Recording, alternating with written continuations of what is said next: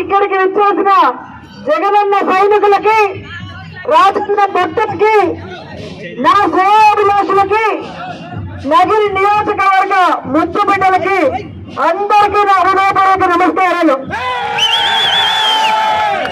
ఈ రోజు పుదుపేట వినాయకుడి టెంపుల్లో పూజ చేసి ర్యాలీ స్టార్ట్ అయితే ఈ ఓడ నుంచి ఊరు నుంచి గడప నుంచి వచ్చిన ప్రజలు చూస్తే ఇది నామినేషన్ ర్యాలీయా విజయోత్సవ ర్యాలీయా అర్థం కాకుండా ఉంది.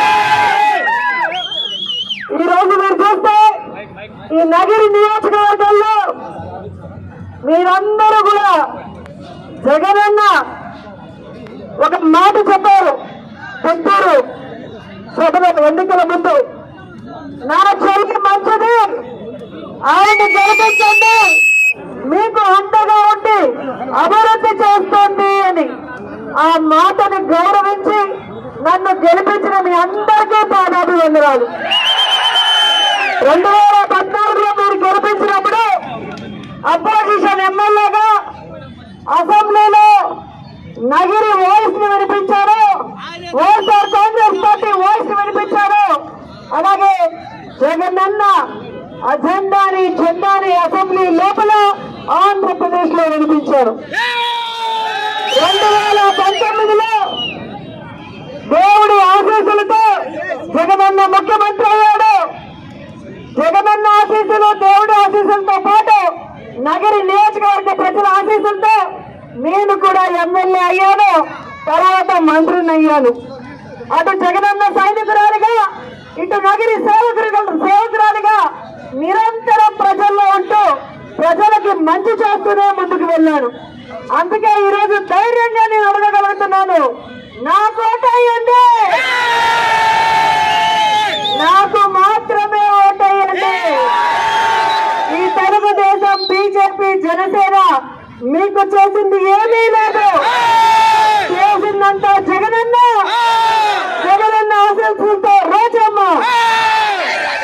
ఈరోజు ఈ సభ నుంచి నేను సవాల్ చేస్తున్నా, ఈ నగరి నియోజకవర్గంలో 2019 తర్వాత 5 సంవత్సరాల కాలంలో 2012 కోట్లకి పైగా అభివృద్ధి సంక్షేమాన్ని నేను అందించాను.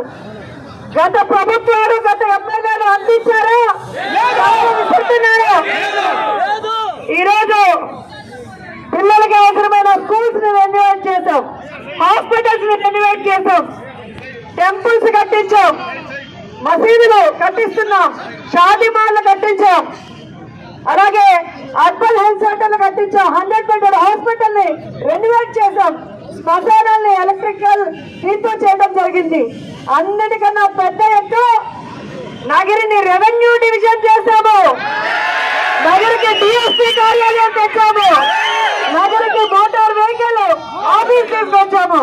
ఈ రోజు మన ప్రజలు తిరుపతిలో, చిత్తూరు కష్టపడిపోకుండా అన్ని నగరికి ఇచ్చినందుకు మీరు ఖచ్చితంగా నాతో అండగా ఉంటారు, నన్ను హ్యాట్రిక్ కొట్టడానికి సపోర్ట్ చేస్తారని నమ్ముతున్నాను. ఈరోజు మీ అందరికీ చెప్పాలంటే, ఈరోజు చాలా మంది మిమ్మల్ని ఓడిస్తాము అంటున్నారు. వాళ్ళందరికీ ఒకటే చెప్తున్నారు, మీరు ఓడిస్తాను అంటే చూస్తూ ఉండడానికి నేను లోకేష్ ని కాదు, పవన్ కళ్యాణ్ అంతకన్నా కాదు,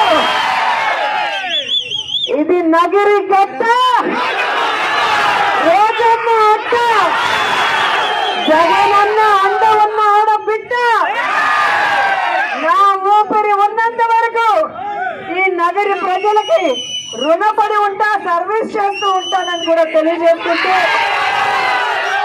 ప్రతి ఇంటికి సంక్షేమాన్ని, అభివృద్ధిని అందించిన జగనన్న అజెండాను చూసి ప్రతి మనిషి పేరు గుర్తుకు మాత్రమే ఓటేయాలి. ఈ రాష్ట్రం మరింత అభివృద్ధి వైపుకు నడిచే విధంగా ప్రతి ఒక్కరూ కూడా ఈ విజయంలో భాగస్వాములు అవ్వాలని కోరుకుంటూ, ఈ రోజు ఇంత దూరం నా కోసం వచ్చిన బైరెడ్డికి మనస్ఫూర్తిగా ధన్యవాదాలు తెలియజేస్తుంటూ, ఈరోజు ఓం శక్తికి అందరూ ర్యాలీగా రావాలి, మన ప్రజలందరూ కూడా తెలుసుకోవాలి.